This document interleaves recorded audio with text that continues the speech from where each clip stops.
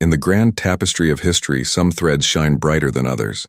They are woven not with gold but with courage, intellect, and an unbreakable will. This is the story of such a thread. The story of a woman who was never meant to rule, a princess born from a scandal that tore a kingdom apart, and destined for the executioner's block. The world she was born into was a crucible of fire and faith. 16th century England was a nation ripped in two, a battleground of warring religions where the scent of incense one day was replaced by the smoke of burning heretics the next.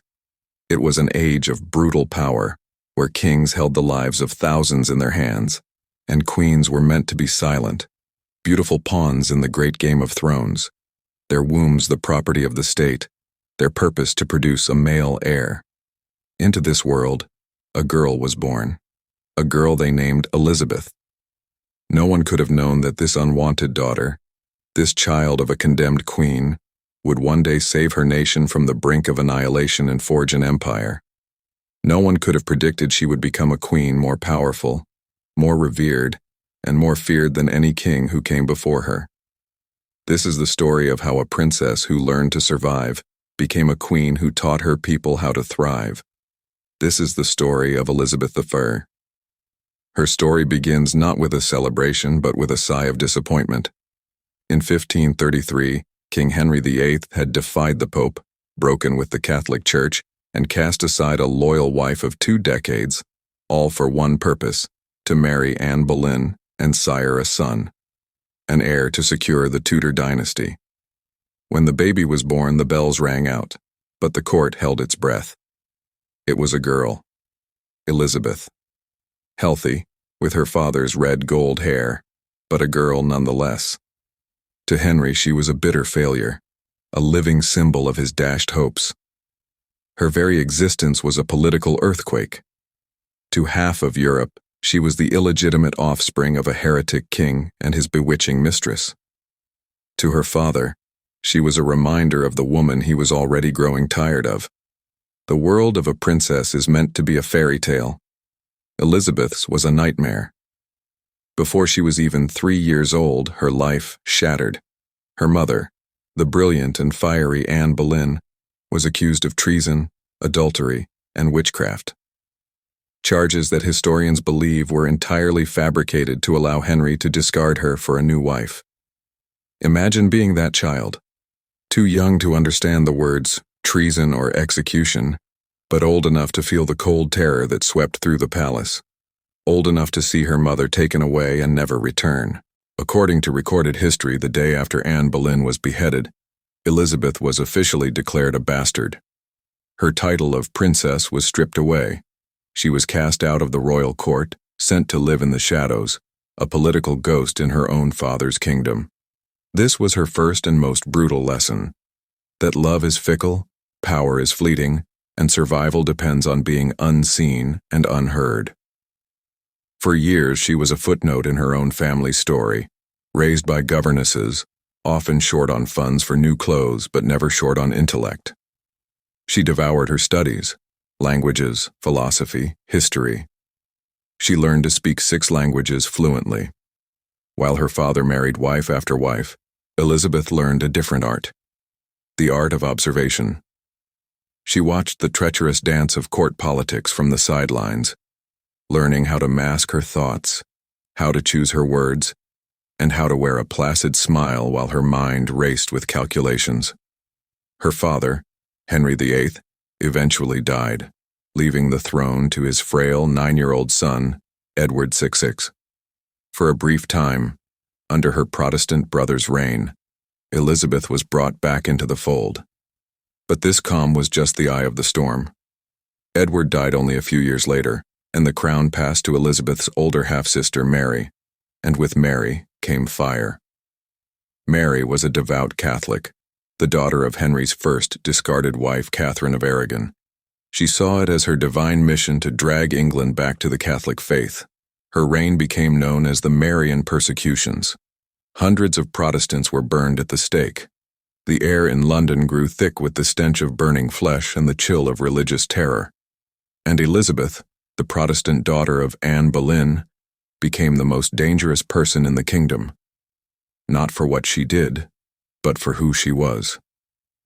She was a living symbol of the Protestant cause, a beacon of hope for Mary's enemies. In 1554, a rebellion broke out against Queen Mary. Though Elizabeth swore she had nothing to do with it, Mary did not believe her. The order was given for her arrest. Can you imagine the terror? The 20-year-old princess, awakened in the middle of the night, forced onto a barge in the pouring rain, headed for the one place from which few ever returned, the Tower of London, the very place her mother had been imprisoned and executed. As her boat passed through the infamous Traitor's Gate, she must have believed her own end was near. Some accounts suggest she refused to enter at first, sitting on the cold, wet stone steps in the rain, proclaiming her innocence to the unmoving guards. Inside, she was interrogated relentlessly. Every letter was read, every friend questioned. They were looking for a single word, a single piece of evidence to connect her to the plot and sign her death warrant. Historians believe her survival during this period was a masterclass in political maneuvering. She was brilliant, cautious, and unbreakably composed. She answered every question with such logic and clarity that her accusers were left with nothing. She walked a razor's edge for months, knowing that one wrong step, one misplaced word, meant the axe. She survived. But the experience forged her. The fear, the isolation, the constant threat of death, it tempered her spirit into steel. She emerged from the tower not as a frightened girl, but as a survivor who understood the brutal reality of power. Her story was far from over. In fact, it was just beginning. In November 1558, Queen Mary died, childless and broken. A messenger rode through the night to Hatfield House, where Elizabeth was living under house arrest. He found her sitting beneath an old oak tree, reading a book. When he knelt and told her the news, that she was now Queen of England, it is said she looked up to the heavens and uttered in Latin, "This is the Lord's doing, and it is marvelous in our eyes." At 25 years old, she inherited a kingdom on its knees. England was bankrupt, internationally humiliated after losing its last territory in France, and spiritually shattered by years of religious bloodshed. The royal court was a viper's nest of ambitious men who saw her as a weak, inexperienced woman they could easily control. The lords of Europe looked on with contempt, expecting her to quickly marry a foreign prince and become a puppet. They all underestimated her. From the very first day, she made it clear who was in charge. She appointed brilliant advisors like William Cecil, but she listened to them, she did not obey them. Her first major challenge was to heal the religious wounds that had torn her country apart. Instead of choosing violent extremism like her sister, she chose a path of moderation. The Elizabethan religious settlement established the Church of England as a Protestant institution, but allowed for many Catholic traditions to remain. It was a brilliant compromise. It didn't please everyone, but it pacified the majority. It was a political solution to a religious problem, a sign of the pragmatism and shrewdness that would define her reign. But one question echoed louder than any other in the halls of Parliament and the courts of Europe. Who would she marry? Everyone assumed she must. A queen needed a king to guide her, and a husband to provide an heir. The pressure was immense. Suitors came from all over the world, princes from Spain, France, Sweden. Her own council begged her to choose. This is where Elizabeth played her most masterful game. For decades, she used the prospect of her hand in marriage as a diplomatic weapon. She would flirt with an alliance with one country, then turn her attention to another, keeping her enemies off balance and her allies hopeful. Some accounts suggest her heart belonged to only one man, her childhood friend, Robert Dudley. Their relationship was the great romance and scandal of the age. They were inseparable, and the court buzzed with rumors.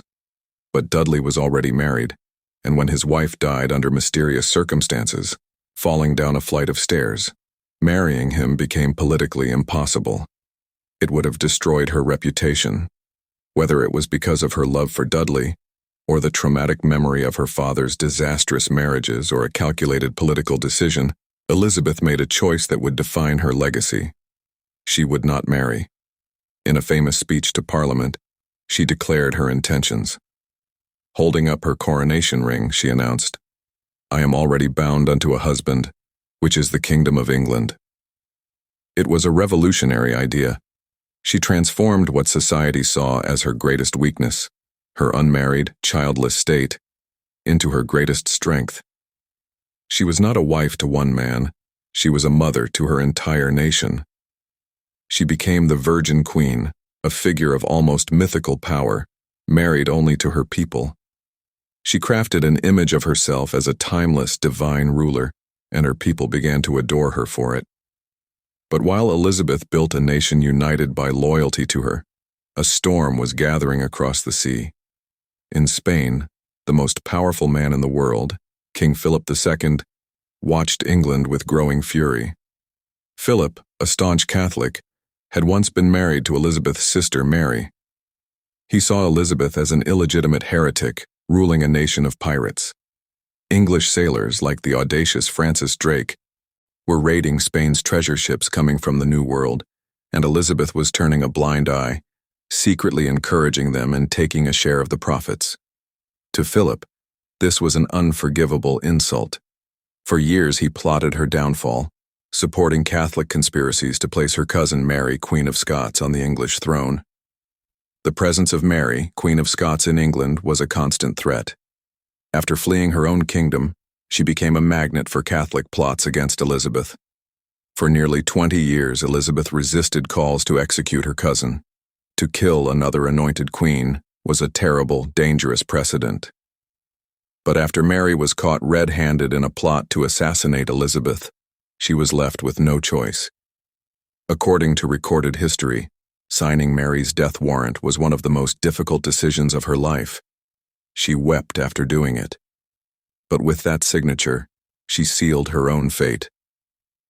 Philip of Spain now had the excuse he needed. He would avenge the Catholic martyr and wipe the Protestant heresy of England from the face of the earth. He began to assemble the largest naval fleet the world had ever seen, the Spanish Armada. In the summer of 1588, the invincible Armada set sail. Its mission, to sail to the Netherlands, pick up a massive Spanish army, and invade England. On paper, it was no contest. England was a small island nation with a makeshift navy. Spain was a global superpower at the peak of its power. Defeat seemed inevitable. As the Armada was sighted off the coast of England, beacons were lit along the shore, a chain of fire snaking across the country, carrying the news: the enemy is here. A wave of panic and patriotism swept the land. But Elizabeth was not panicking. She was preparing for her finest hour. While her sailors engaged the Spanish in the English Channel, using their smaller, faster ships to harass the larger, slower galleons, Elizabeth traveled to the coast at Tilbury, where her army was gathered to repel the impending invasion. What happened next has become the stuff of legend. This was not a time when monarchs, especially female monarchs, addressed their troops directly on the battlefield. But Elizabeth was no ordinary monarch. She rode amongst them, her voice ringing out across the field, delivering one of the most powerful speeches in history. "My loving people," she began, "I am come amongst you, as you see, at this time, not for my recreation and disport, but being resolved, in the midst and heat of the battle, to live and die amongst you all. I know I have the body of a weak and feeble woman, but I have the heart and stomach of a king, and of a king of England too, and think foul scorn that Parma or Spain, or any prince of Europe, should dare to invade the borders of my realm." In that moment she ceased to be just a queen. She was England itself. She was their warrior, their mother, their hope. She lit a fire in the hearts of her soldiers that day, a fire of defiance that would change the course of history. The English Navy, led by brilliant commanders like Sir Francis Drake, fought with savage ingenuity. They sent hellburners, ships packed with flammable material and set ablaze, careening into the anchored Spanish fleet, causing panic and chaos. But it was nature, what the English called a Protestant wind, that delivered the final blow. A ferocious storm battered the fleeing Spanish ships as they tried to sail around Scotland and Ireland. Dozens of ships were wrecked against the rocks. Thousands of sailors drowned. The invincible Armada was shattered. England, the little island nation, had defied the world's greatest power. It was a miracle, a victory not just of ships and cannons but of spirit. Elizabeth had faced her Goliath and won. The defeat of the Armada heralded the dawn of England's golden age. National pride soared. It was the age of Shakespeare, whose plays captured the vibrancy and complexity of the human spirit. It was an age of exploration, as English ships began to lay the foundations of a future global empire. London became a bustling center of trade and culture. And at the heart of it all was Gloriana, the queen who had stared down the might of Spain and emerged victorious. She reigned for another 15 years, a living legend. But her final years were tinged with sadness. Her trusted old advisors and friends, including Robert Dudley, died one by one, leaving her increasingly isolated. She had given everything to her kingdom. She had sacrificed marriage and children for her people. In the end, she confessed to one of her maids, "To be a king and wear a crown is a thing more glorious to them that see it than it is pleasant to them that bear it."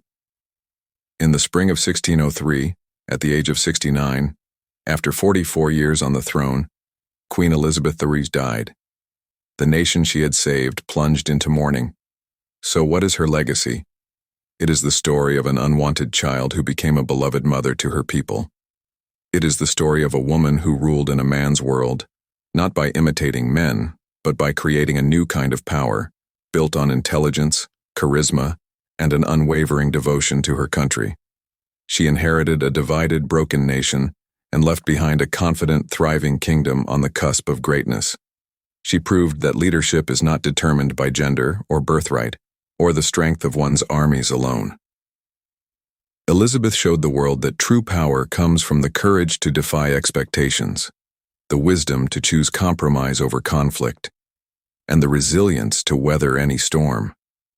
Her reign was not just a chapter in history. It was a testament to the idea that one person with an unbreakable will can change the world forever.